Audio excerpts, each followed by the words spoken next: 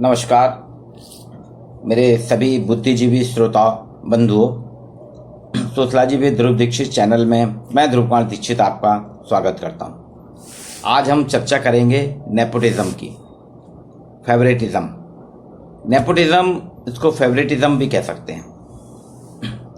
इसका हिंदी अर्थ या हिंदी अनुवाद है दोस्तवाद, वंशवाद, कुल पक्षपात। अभी 2 महीने से, हालांकि कई पहले भी इस शब्द का प्रयोग बहुत हुआ, लेकिन अभी भारतीय सिनेमा के बॉलीवुड के एक उभरते कलाकार सुशांत सिंह ने सुसाइड किया, आत्महत्या की। उसके बाद से पूरे बॉलीवुड के साथ साथ टीवी चैनल्स में एक बहस शुरू हुई है। कल ही मैं देख रहा था, ऑस्कर विजेता संगीतकार ए आर रहमान अपने आप में मानी हुई शख्सियत हैं, ऑस्कर विजेता हैं, ग्रैमी अवार्ड उनको मिला है, 10 से अधिक विदेशी टॉप लेवल के पुरस्कार मिले हैं। इनको फिल्म फेयर अवार्ड भी 10 बार मिला। रोजा फिल्म में पहली बार इन्होंने अपना संगीत दिया था और देशभक्ति के भी गानों पे इन्हें संगीत है। ए आर रहमान ने खुद कल बात की। कल मैं देख रहा था, न्यूज़ चैनल में एक न्यूज़ आ रही थी कि ए आर रहमान तक कह रहे हैं कि मैं नेपोटिज्म का शिकार हूँ। भारत का फिल्म जगत जो है नेपोटिज्म करता है, वंशवाद करता है, कुल पक्षपात करता है, बंधु पक्षपात करता है। ये ए आर रहमान जो कि रियल टैलेंट है, वो कह रहे हैं कि रियल टैलेंट को यहाँ दबाने का काम करता है। इसलिए आज आपके साथ में नेपोटिज्म पे चर्चा के लिए आया हूँ। नेपोटिज्म या फेवरेटिज्म कहें अपन, ये आधारित है परिवार और उनके रिश्तेदारों द्वारा अपने लोगों का फेवरेटिज्म करना, उनका पक्षपात करना। व्यापार में भी ये बहुत चलता है, राजनीति में तो बहुत चलता है, मनोरंजन में चलता है, खेल में, धर्म में, आदि सभी गतिविधियों में, आदि सभी सामाजिक व्यवस्था में ये बहुत प्रयोग किया जाता है। यह शब्द उत्पन्न हुआ है अपने नेफ्यू भतीजे को मुख्य स्थान प्रदान करने वाले कैथोलिक पोप ऑफ बिशप द्वारा। इटालियन शब्द है ये, नेपोटिज्म इटालियन शब्द है। लैटिन भाषा में नेपोस, NEPOS, नेपोस का अर्थ होता है नेफ्यू, भतीजा, रिश्तेदार। 17वीं शताब्दी में कैथोलिक पोप और बिशप जो थे अपने परिजनों को, अपने रिश्तेदारों को उच्च पदों में आसीन करते थे। तब से इसकी शुरुआत हुई है। राजनीतिक शब्दावली में देखा जाए अगर राजनीतिक तौर पे, तो योग्यता को नजरअंदाज करके, योग्यता को, क्वालिफिकेशन को नजरअंदाज करके, निग्लेक्ट करके अयोग्य परिजनों को जब उच्च पदों पर आसीन कराया जाता है, स्टैब्लिश कराया जाता है, अयोग्य को उच्च पद पर स्टैब्लिश कराना नेपोटिज्म है। हम ये देख रहे हैं कि इसका बहुत, ऐसा नहीं कि आज का शब्द है, इसका पहले भी था। अरस्तु, वॉल्वर, कन्फ्यूशियस ने भी इसका प्रयोग किया है। वॉल्वर ने तो विरोध किया था, वो कहते हैं नेपोटिज्म करना कोई शत्रुता नहीं है या अब बुद्धिमानी नहीं है। बोलो ठीक है, सब लोग अपने अपने लोगों को बढ़ाने के लिए करते हैं, अपनी जनरेशन को, अपनी आनुवांशिकता को बढ़ाने के लिए हर कोई करता है, इसमें कोई गलत नहीं है।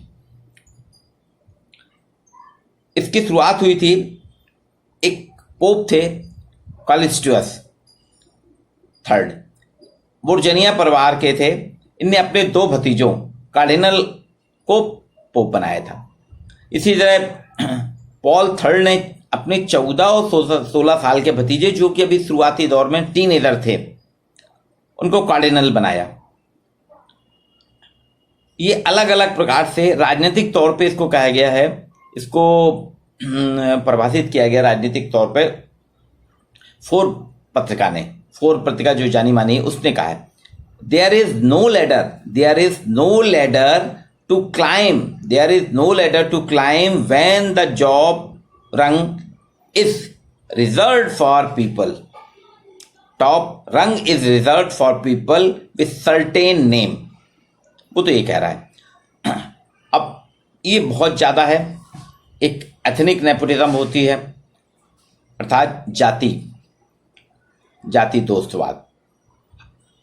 समाजशास्त्री ने कहा कि जब हम बहुजाति समाज में समान जातीता वाले लोगों के लिए सामुदायिकता द्वारा लागू करना या पक्षपात करना जाति नेपोटिज्म है, एथनिक नेपोटिज्म है। एथनिक नेपोटिज्म में हर समाज में अपने जाति समूह को ग्रुप के लिए पक्षपात करना एक मानवीय प्रवृत्ति है, हर व्यक्ति में होती है। हर व्यक्ति अपने ग्रुप समूह के लिए सहयोग करता है। इसका कई अध्ययन हुए हैं। कुछ लोगों ने अध्ययन किया था मॉस्को, रशिया की राजधानी मॉस्को में भिखारियों का अध्ययन किया। उन्होंने देखा, भिखारियों के अध्ययन में बताया, भिखारियों ने बताया कि भिखारियों को उनके जिस नस्ल समूह के वो रहते हैं उस नस्ल समूह के लोगों से ज्यादा उपहार मिलता है, ज्यादा भीख मिलती है, ज्यादा गिफ्ट मिलता है, जबकि दूसरे नस्ल समूह के जो लोग रहते हैं, जैसे रशिया में जो इंडियंस हैं, वो इंडियन रशियंस को भीख नहीं देते। तो ये उन्होंने कहा था एक भिखारियों के अध्ययन से। यानी इससे स्पष्ट है कि जाति एथनिक नेपोटिज्म हर समय रहा है। भारत में आप देख रहे हैं कि हमारे यहाँ जाति भेदभाव था और आज भी है, चल रहा है। जनजातीय समाज में भी होता है। वास्तव में इसकी शुरुआत मूलतः देखा जाए तो 1960 में 1960 में समाजशास्त्र में शब्द आया था। नाइजीरिया अफ्रीका में तत्कालीन स्वतंत्र राज्य जब स्वतंत्र हुए थे, यहाँ पे जाति ट्राइब तनाव और प्रतिद्वंदिता के संदर्भ में शब्द को गढ़ा गया। वहाँ जब स्वतंत्रता हुई 3 राज्यों में अफ्रीकन में, तो वहाँ जो ट्राइबल थे, जनजातीय समाज था, इनमें अपनेपन के लिए तनाव और प्रतिद्वंदिता थे कि हम आगे निकल जाएं, इससे आगे पहुंचे। इसके लिए संदर्भ में इसको गढ़ा गया। बेरे हेम्बरबर्ग एक समाजशास्त्री, उन्होंने इसकी काफी विस्तृत चर्चा की है।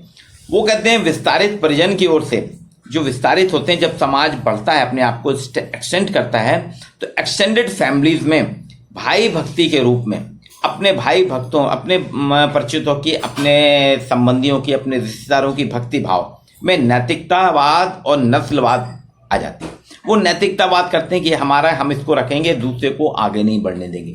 ये नस्लवाद है, हम अपनी ही नस्ल को आगे बढ़ाना चाहते हैं, दूसरी नस्ल को दबाने का प्रयास करते हैं। ये नेपोटिज्म है। जाति सामुदायिकता जो है एक समान जातिता या जाति के लोगों को पसंद करने वाले लोगों की प्रवृत्ति के लिए जैविक आधार की ओर इशारा करता है। समाजशास्त्रियों ने इसको कहा कि जाति सामुदायिकता जो है, जब एक समान जातिता या जाति के लोगों को पसंद करने वाले, एक समान जाति या जाति के लोगों को जब पसंद करने वाले लोगों की प्रवृत्ति की ओर आइडेंटिफाई करता है कि एटीट्यूड है, मनोवृत्ति जो है, वो जैविक आधार, बायोलॉजिकल बेस की ओर इशारा करे, जब उसकी ओर वो ध्यान देने लगे, तो ये कहलाता है जाति सामुदायिकता। मानव प्रवृत्ति को अपने स्वयं के, अब जो मानव प्रवृत्ति वो अपने स्वयं के नस्लीय समूह के सदस्यों के पक्ष में, हर अपने, जैसे भारतीयों के पक्ष में रहेंगे, ब्रिटिशर्स के पक्ष में रहेंगे, ऑस्ट्रेलियन के पक्ष में, तो हर जगह ये रहता है, ये जातिवाद है। हैमिल्टन ने कहा, एक समाजशास्त्री हैमिल्टन ने 1975 में एक मॉडल बनाया। उन्होंने एक मॉडल किया है।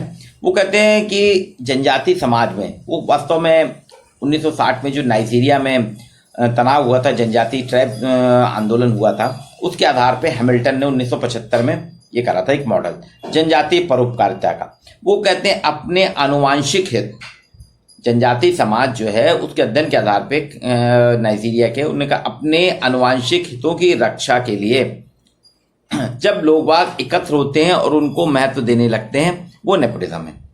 इसका उन्होंने एक बहुत अच्छा उदाहरण दिया। उन्होंने अध्ययन करा था, बोले अमेरिका में खास तौर से 2 प्रकार के हैं। तो वे गांव या वे शहर, और 2 शहरों का तुलनात्मक करके उन्होंने कहा कि यहाँ अमेरिकन जो नगर निगम है, जो सार्वजनिक वस्तुओं का खर्च करती है, उसके खर्च का जो बजट है वो जातीय और नस्लीय आधार पे है। तो जो नगर निगम जिस जाति समूह की होती है, जिस नस्ल की होती है, वो अपने जाति समूह, अपने नस्ली समूह पे ज्यादा खर्च करती है, उनके लिए ज्यादा योजनाएं बनाती है, उन क्षेत्रों में ज्यादा एक्सपेंस करती है बनस्पत दूसरे जाति समूह वाले क्षेत्रों में। ये उनका था। फिलिप रस्टन ने कहा है कि आनुवांशिक समानता सिद्धांत, जो आनुवांशिक समानता सिद्धांत में परिजनों के चयन किया जाता है। हम आनुवांशिकता सिद्धांत बताता है वो फिलिप रस्टन समाजशास्त्री, कि जब हम आनुवांशिक समानता सिद्धांत परिजनों के संदर्भ में करते हैं तो इसमें जाति सामुदायिकता आती है। इसमें जैविकी कारक, जो बायोलॉजिकल कारक हैं, अंतर्निहित होते हैं। इसको उन्होंने एथनोसेंट्रिज्म कहा। ये एथनोसेंट्रिज्म में सामान्य तौर से एथनोसेंट्रिज्म को जो परिभाषित किया उसमें स्पष्ट है कि जब हम जैविकी कारक बायोलॉजिकल बेसिस के आधार पे अपने लोगों को बढ़ाने का प्रयास करते हैं, ये एथनोसेंट्रिज्म है। ये इसके कई समानार्थी शब्द हैं। हिंदी में हम इसको दोस्तवाद कह सकते हैं, कुल पक्षपात कह सकते हैं, संबंधों के लिए अनुचित लगाव, जब लोग बाग अपने संबंधियों को आगे बढ़ाने के लिए अनुचित लगाव करते हैं, बंधु पक्षपात करते हैं, भाई भतीजा बात करते हैं। ये एक तरीके से हिडन बेनिफिट है। ये आयोग लोगों को योग्यता के बिना किसी योग्यता के ऊपर पहुंचाने का हिडन बेनिफिट है, ये छुपा हुआ है।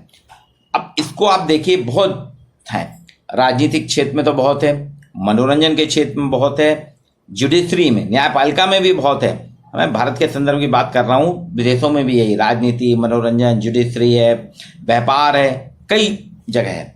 आपने देखा होगा भारत में कुछ घराने हैं, अंबानी परिवार, वो अपने परिवार के लिए सतत लगा है। Rahul Bajaj, Bajaj family, Tata sons, Birla sons, ये पूरे परिवारवाद यहाँ चला रहा बिजनेस में, अपने ही परिवार के अपने बच्चों को धीरे धीरे आगे बढ़ाते हैं, प्रोटेक्ट करते हैं। एक ही है। जुडिशरी में आप देखिए, हमारे यहाँ न्यायपालिका में जो स्टैब्लिश वकील हैं उनके बच्चे ही बाद में स्टैब्लिश हो जाते हैं, उनको प्रोजेक्ट करते हैं, उन्हीं को केस दिलाते हैं।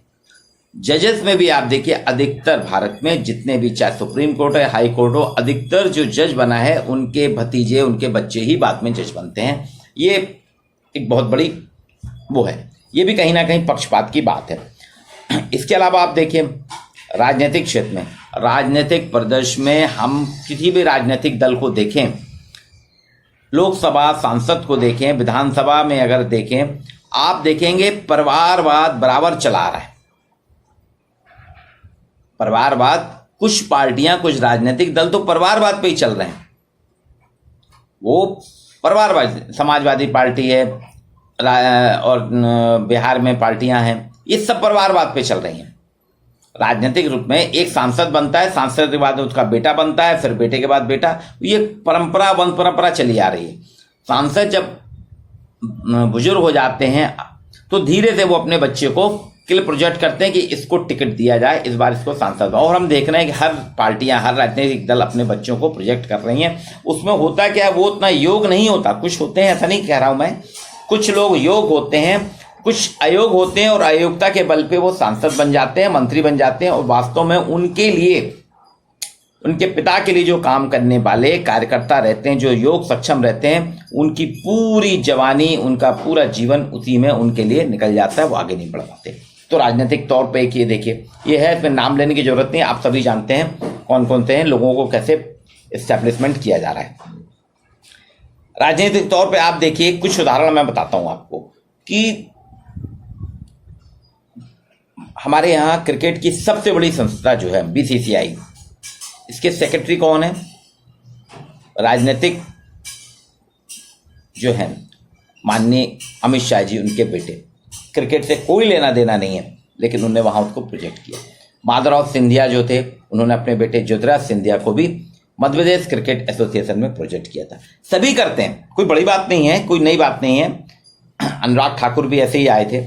ये एक है, आपको इसमें सोच का हैरानी होगी कि भारत में आप क्रिकेट को अगर देखें तो मुझको अच्छे से याद है 1970 के दशक में भारतीय क्रिकेट टीम में यहाँ वंशवाद और जातिवाद, परिवारवाद नहीं था, लेकिन क्षेत्रीयता बहुत हावी थी। महाराष्ट्र की टीम के ही सदस्य, क्योंकि सिलेक्शन कमेटी और वो इतना दबाव था महाराष्ट्रियंस का कि भारतीय क्रिकेट टीम में 11 में से 6 और 7 खिलाड़ी महाराष्ट्रियन होते थे, बाकी कहीं था ही नहीं। चाहे वो सुनील गावस्कर हो, अजीत वाडेकर हो, दिलीप वेंगसरकर हो, एकनाथ सोलकर हो, गुंडप्पा विश्वनाथ हो, ये एक लंबी लिस्ट है। उस वक्त यही आते थे। उसी बीच में 70 के दौर के बाद धीरे धीरे एक सितारा हरियाणा से आया जिसका नाम था कपिल देव। कपिल देव ने, उसको बहुत स्ट्रगल करना पड़ा, लेकिन जब वो आया, उसको मौका मिला, तो उसने देखिए वर्ल्ड कप, पहला वर्ल्ड कप भारत ने कपिल देव की कप्तानी में ही जीता था। फिर एक दूसरा प्लेयर आया वेस्ट बंगाल, जो कि फुटबॉल के लिए जाना जाता, तो वहां से क्रिकेट टीम में आते ही नहीं थे। आज जो हमारे चेयरमैन है BCCI के दादा, बंगाल टाइगर सौरव गांगुली आया और सौरव गांगुली ने तो बिल्कुल भारतीय टीम को बदल के रख दिया। जो भारतीय टीम स्ट्रगल करती थी, सरेंडर हो जाती थी, उसने लड़ने की क्षमता सिखाई। और सौरव गांगुली आज भी दादा जो हैं, बंगाल टाइगर दहाड़ता है तो भारतीय टीम आगे बढ़ जाती।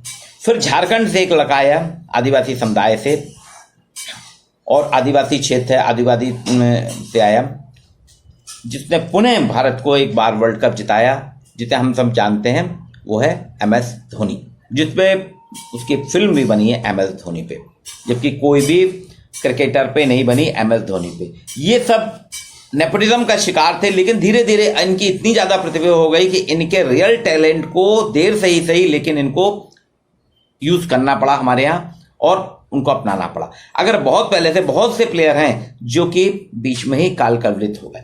ये तो खेल की बात करता हूँ। अब आप देखिए, सबसे ज़्यादा ये मुद्दा जो उठा है बॉलीवुड से उठा है, भारतीय फिल्म सिनेमा से। अभी सुशांत सिंह ने जो आत्महत्या करी है वो नेपोटिज्म है, उसके बाद कंगना रनौत और बाकी सब कर रहे हैं। हमारे यहाँ अगर देखा जाए तो भारतीय फिल्म सिनेमा में अतुलनीय योगदान है कपूर फैमिली का। पृथ्वीराज कपूर ने बीजारोपण करा था। पृथ्वीराज कपूर के बाद राज कपूर, शम्मी कपूर, शशि कपूर, रोहन कपूर, रणवीर कपूर, इस सारी एक लंबी फिल्म चली आ रही। और वो लगातार उनके यहाँ की फैमिली, उन्होंने किसी भी फिल्म इंस्टीट्यूट से ट्रेनिंग नहीं ली, ना उनकी कोई ऐसी क्वालिटी थी, सिर्फ कपूर परिवार के थे, तो उनको बराबर फिल्म मिल रही है और बराबर काम करते आ रहे। धर्मेंद्र के बेटे सनी देओल, बॉबी देओल जमे हुए हैं। इसके अलावा और भी हैं, अभिषेक बच्चन, सब जानते हैं, अमिताभ बच्चन के कारण अभिषेक बच्चन है। ये लंबी लिस्ट चली आ रही। इसके बाद कुछ और है जो अभी AR रहमान ने भी कल मुद्दा उठाया और सुशांत सिंह का भी, कि जो क्षेत्रीय हीरो आते हैं उनको बॉम्बे में, बॉलीवुड में जो पुराने तथाकथित जमे हुए हैं, अभी टारगेट किया जा रहा है एक खास को, लेकिन वो लोग उनको आगे नहीं बढ़ने देते। गायन के क्षेत्र में हम जानते हैं एक बहुत बढ़िया गायिका है हमारे यहाँ की, अनुराधा पौडवाल, उनका कैरियर ही खत्म हो गया, वो आगे नहीं बढ़ पाई। तो ये नेपोटिज्म जो है, ये दोस्तवाद जो है, अपने दोस्तों के लिए दोस्ताना करना, अपने वंशवाद को बढ़ाना, कुल पक्षपात करना, ये वास्तव में एथनोसेंट्रिज्म है। सोशलॉजी में इसकी एक ब्रांच है, उसके अंतर्गत आता होता है कि वहाँ पे कहा है अपने जाति समूह के लिए, जब लोग आग उसको बढ़ाने के लिए करते हैं। जनरली सामान्यतः ये होता है, जनजातीय समूह में संख्या उनकी कम होती है, तो अपनी वंशावली को बनाए रखने के लिए वो अपने लोगों को महत्व देते हैं कि दूसरे समूह को अगर बन जाएगा उनका मुखिया तो वो दिक्कत देगा, इसलिए वो अपने को बनाते हैं। ये है। लेकिन भाई भतीजा वास्तव में एक बहुत ही खतरनाक परंपरा है। इसमें हम क्या करते हैं कि जो अयोग्य है, अयोग्य व्यक्ति को बिना किसी मापदंड के, उसका सिर्फ एक ही मापदंड है कि वो उस परिवार में है, उसको हम आगे बढ़ा देते हैं। तो ये एक खतरनाक बीमारी है, इससे हमको बचना चाहिए। और ये खास तौर से भारतीय जुडिशरी में भी है, बॉलीवुड में है, स्पोर्ट्स में है, ये कई जगह जो है चला आ रहा है। एक पाकिस्तानी प्लेयर आप भी वर्ल्ड कप में खूब आया था, इमाम बैट्समैन, वो तो बहुत परेशान था। उसने तो अपनी लिखा है कि मैं बाथरूम में रोता था। क्यों? वो इंजमाम उल हक जो फर्स्ट पाकिस्तान का पुराना क्रिकेटर है, सबसे ज़्यादा फेमस था इंजमाम उल हक, उसका भतीजा है। अब उसके भतीजे के कारण उसको इतना होता था कि उसने अपना मोबाइल फ़ोन अलग कर दिया था, वो रखता नहीं था। जब वर्ल्ड कप में गया था, बोला बाथरूम में मैंने कई बार रोता था, लोग कहते थे अरे इसमें कुछ नहीं आता, ये कुछ नहीं कर पा रहा। लेकिन आप देखेंगे उसने अपने पहले ही टेस्ट मैच में सेंचुरी मारी थी। लेकिन इमाम के ऊपर बहुत आरोप लगते थे, इतना ट्रोल किया जाता था, उसको ट्रेन किया जाता, इतना पक्षपात उसके ऊपर लगते थे कि अरे तू क्या करेगा, तुम तेरे खेलते हैं। मतलब इतना डिप्रेस हो गया था वो इंजमाम उल हक के भतीजे का, उसमें उसके इमाम की नहीं, बोले इंजमाम के, उसके नाम ही के साथ था इंजमाम उल हक का भतीजा इमाम। तो उसने भी अपने लिखा है, वहाँ के पेपरों में बहुत आया, तो उसने काफ़ी क्रिटिसाइज किया कि मेरे को बहुत नुकसान हुआ। ये वास्तव में एक खतरनाक बीमारी है। हमको नेपोटिज्म से बचना चाहिए, हमको वंशवाद से बचना चाहिए, हमको कुल पक्षपात से बचना चाहिए। ये व्यापार के लिए ठीक है, व्यक्तिगत व्यापार है, आप उसमें बढ़ा रहे हैं, लेकिन वहाँ पे आपके यहाँ अगर कोई योग है तो उसको आपको दबाना भी नहीं चाहिए। रियल टैलेंट को दबाना ये भी एक प्रकार से अपराध है। रियल टैलेंट को हमेशा आगे हमें लाना होगा, ये उसको नहीं दबाना चाहिए। यह है नेपोटिज्म की कहानी जो मैं अपने बुद्धिजीवी श्रोताओं के साथ आज शेयर कर रहा हूं, क्योंकि कल मैंने न्यूज में देखा कि AR रहमान भी इसका शिकार हुए हैं।